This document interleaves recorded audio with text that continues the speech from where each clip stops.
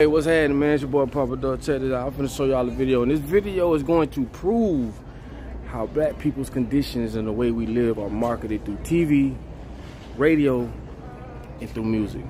Check this out. Black people that get on the radio every day in white-owned companies, white-owned stations with white-owned sponsors that play the role of hypersexualized, hypercriminalized male. I asked these advertisers, I say, I've got hundreds of songs a day that celebrate killing animals. Will you put them on your station? They said, no. I got hundreds of songs a day that talk about assaulting women and abusing kids. Would you put them on your station? They said, no. I said, I got hundreds of songs a day that talk about murdering blacks. Would you put them on your stations? They said, well, that depends. Depends on what? Who it's done by and who it's branded for. Because if we can get black folks to sing about it and we can brand it for our youngest black audiences, I think there's money to be made. I think there's American appetites to see these people that way. I said, how can you say that? They said, well, look, it's what these artists know. It's what they, black people, create. It's a matter of fact, our surveys say it's what they want to hear, which speaks of a sickness. How do we live in a society where somebody says, you know what, I'm inspired to write a song that celebrates murdering another person. And then a person says, I'd like to put that on my station. Another person said, I'd like to pay for it. And then there's people out here in the audience that go, I'd love to hear it, as long as it's black guys. Because even white people buy rap music, buy this type of stuff, because we know that when we want to hear about killing each other, we know who to turn to for that type of inspiration. We call it our music. We say we own it. White people buy more rap than black people. Yeah, but we're very careful to turn it down at the stoplight when other black people are there. Why? Because we know we're just pretending. For them, it's more authentic and real. I always ask the companies, what about your name? What about your brand? What about your value? And the largest radio company in the world said this: it's okay that we only have drug dealers on our black youth stations. We only have murders on our black youth stations. We support black charities. We give out water at the Martin Luther King parade. I think we've got it covered. We've bought them off.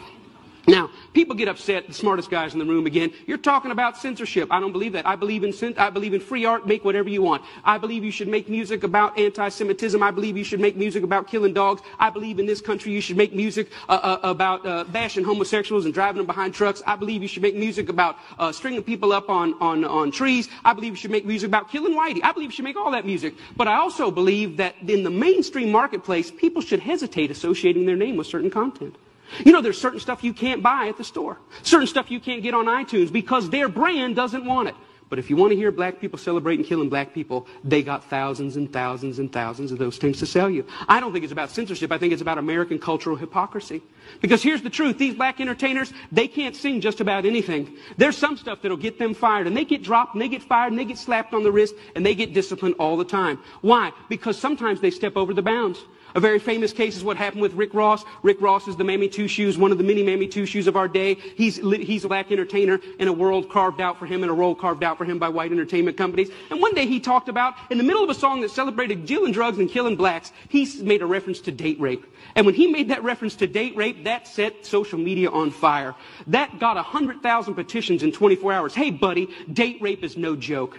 That had white people standing outside of Reebok in New York saying, you better take this seriously. We're tired of a rape culture in America. One line in one song moved the masses. And you know what Reebok did? Did they stand by him and say, hey, we believe in freedom of speech. We believe in freedom of expression. It's just a song. Calm down. No, they fired his tail on the spot. The president came out and said, this goes against our high standards. He's gone against the values of our brand. Shame on Rick Ross. We're disappointed. He doesn't know how serious date rape is. And when I saw that, I thought, wow, how convenient. Isn't that amazing? But here's what really happened. It's not their brand, it's not their values. Rick Ross went off script. He was hired to get black customers, and they think that black customers go with black bait. And in America, black bait is the hypercriminalized, hypersexualized portrayal of black people. And as long as he had sung about that, the stuff that got him hired, he still have a job at Reebok. But when he touched other sensitivities that affect us, he lost his job. See, the truth is, it's not they that need to change. It's we that need to change. We created the lies. We created them for our profit. We own the companies. We own the record labels. We own the advertisers, and we keep putting it out. And it's this that's got to change. I thought about it. You know what? I wonder if White Mike could get anybody's attention on this. So I stood outside of a Walmart, and I said, hey, I don't think killing cops and killing blacks is very cool. And you know what? It only took 7 weeks of Mike standing out there, and they wrote a letter and said, yeah, we don't think it's cool either. We're going to pull our name off of that. The largest retailer in the world had never considered that maybe their commercial shouldn't be right before or after a song about young black men being gunned down. And I realized this, that black murder is normal, but it should not be. And I realized the importance at the coffee table, at every headline, every pastor's gathering, every family gathering to say, you know what, these black lives matter. It's not just another black kid. These are human beings. I'm doing my best in every way, shape, and form. Talks like this everywhere I can go to say, you know what, I was born in a world where black murder was normal. My kids were born into a world where black murder is normal, but I don't want to die in a world where black murder is normal.